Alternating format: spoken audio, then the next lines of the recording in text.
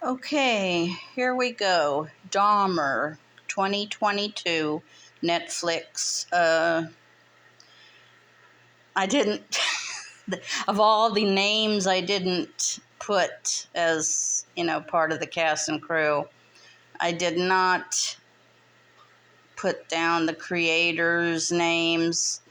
They're involved with that series American Horror Story, and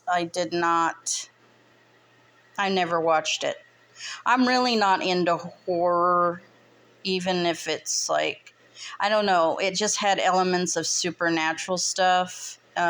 Maybe I'm getting it confused with another parallel series called American Supernatural Story or something. I'm not I'm not a big horror person, which is why there are very few horror reviews on my channel. 28 Days Later was one of the few, and that was only because I'm a Cillian Murphy fan. So, even though I'm a Cillian Murphy fan, I really never watched all of Peaky Blinders, to be very honest. But I've watched a lot of it, just not the whole thing yet. And that's only because I haven't been dedicated enough to watch the whole thing through. So, anyway, this is a beauty mark, as you can see from the makeup effect. I'm not a fan of moles, but I did like the makeup effect overall. So anyway, let's get on with it because I'm already going on 2 minutes. Evan Peters stars as Dahmer. Richard Jenkins, who gave a beautiful standout performance, stars as Lionel Dahmer, who is Dahmer's father.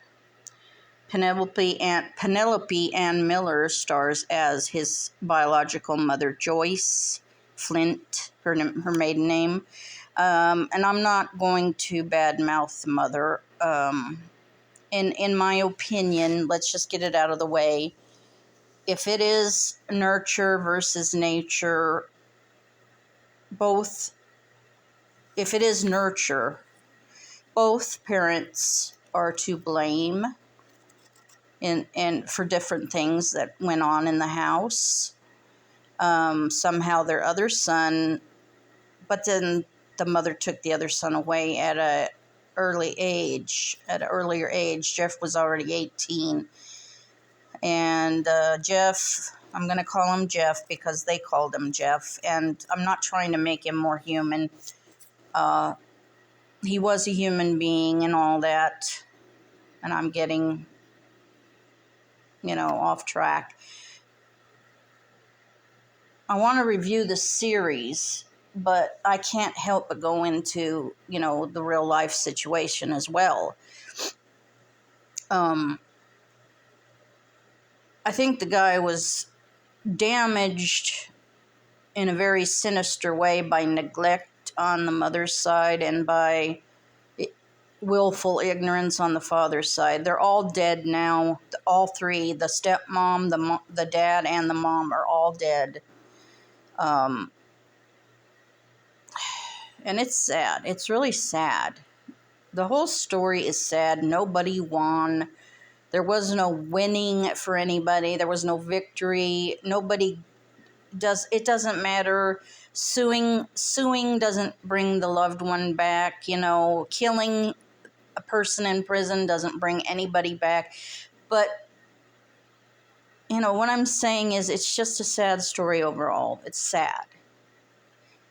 Richard Jenkins brings Lionel beautifully to life. Molly Ringwald plays Sherry Dahmer, who is the stepmom, and she's very kind, very compassionate person. At least that's how she's portrayed here. Michael Learned plays Grandma. I guess Catherine was her name. She does a nice job, and I didn't realize who she was. I think, and she's an actress named Michael, which is I always thought was really sweet. I think isn't she the mom from Little House on the Prairie? I don't remember.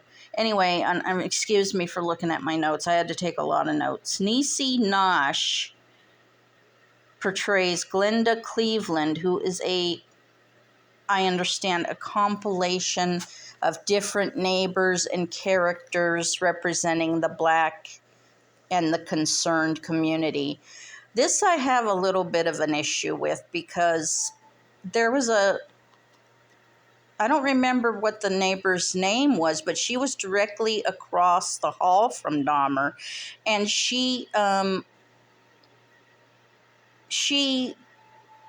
don't know what that ringing sound is. Some machine in here. I'm at my brother's house. Anyway, why not just use this neighbor's name that was across the hall? I know you want somebody directly next door, and the last one on the right before they go outside or something. I don't know. It's like this one neighbor. She's one neighbor who had the vent, and no one else. Didn't anybody else have vents? Didn't they smell? They didn't. It's like they didn't really portray the Black community as well as they should have. I know there's exceptions, and I'll get into that. But Niecy Nash's performance is beautiful. Don't get me wrong. It's absolutely stunning. The episode Cassandra, which I believe is the 7th episode, I might be wrong. Her episode where she's talking to the Reverend Jesse Jackson is amazing, where she's suffering and traumatized and alone, listening to people being attacked and raped and tortured and murdered, laying alone in her bed, calling the cops and begging them to do something. It's just amazing, her performance, but I think that episode scared me more than any other episode. To have to lay there by yourself, nobody believing you when you're trying to help, and it does represent the terror that those people in that building suffered through. But why just the one person? And why a woman who didn't really live in that building? She lived in a different building in the same neighborhood. It just kind of puzzles me, that's all. Niecy Nash, I have no fault with. I find no fault with, but... And why not, if you're going to make a compilation of the Black and people of color community, why not do the same thing with the LGBTQ community? Why not a character who is walking around wondering where all these missing gay men are? You know? And so let me move on here. It's a non-linear but very compelling style of storytelling from different points of view, but semi-unbalanced, in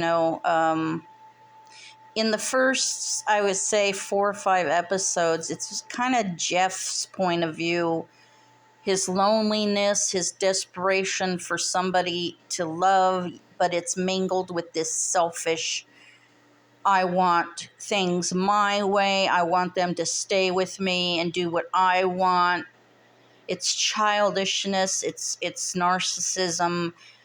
It's psychopathy or sociopathy. I don't know. I'm not an expert. But it's just amazing. It's amazing, these performances. Evan Peters does a beautiful job too, and he reportedly got very depressed. I think I've heard that he's played many villains on that American Horror Story. Son, you got to take a break. Do some comedies for a while, will you? Anyway, I got to click off now because this is going on about 10 minutes.